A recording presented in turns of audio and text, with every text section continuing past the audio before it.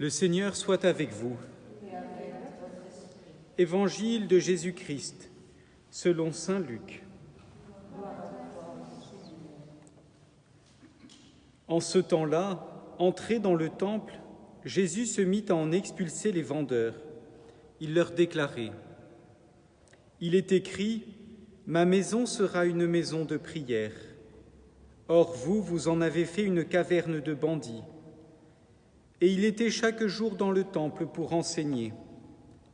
Les grands prêtres et les scribes, ainsi que les notables, cherchaient à le faire mourir, mais ils ne trouvaient pas ce qu'ils pourraient faire.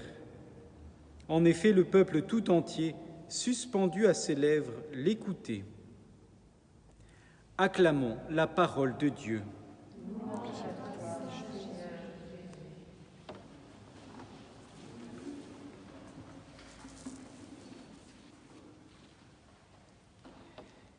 Jésus expulse les vendeurs du temple pour faire de la maison du Seigneur une maison de prière. C'est un texte qui est généralement pris pour les fêtes des dédicaces, plutôt le passage qui se trouve chez Saint Jean, pour les fêtes des dédicaces des églises, justement demandant au Seigneur de venir faire de nos maisons des maisons de prière, des églises des maisons de prière où son nom habite. Derrière le temple, derrière ces églises, eh bien, c'est chacune de nos âmes dont il est question. Que le Seigneur vienne purifier chacune de nos âmes pour faire de nos maisons intérieures des maisons de prière. Et il nous attire pour cela, il nous donne le goût, la saveur pour goûter sa présence dans la vie intérieure. C'est un peu comme tout le peuple qui, suspendu aux lèvres de Jésus, l'écoutait et qui ont retardé sa mort par les grands prêtres et les scribes. Parce que oui, tout le peuple sentait bien la parole de vérité qui sortait de la bouche de Jésus.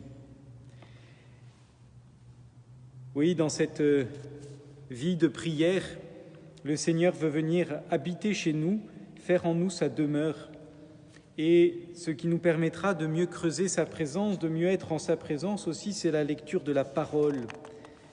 Voilà, dans cette première lecture, il nous est parlé de ce petit livre qu'il faut manger et dévorer, qui emplit nos entrailles d'amertume, mais dans la bouche, il est doux comme le miel.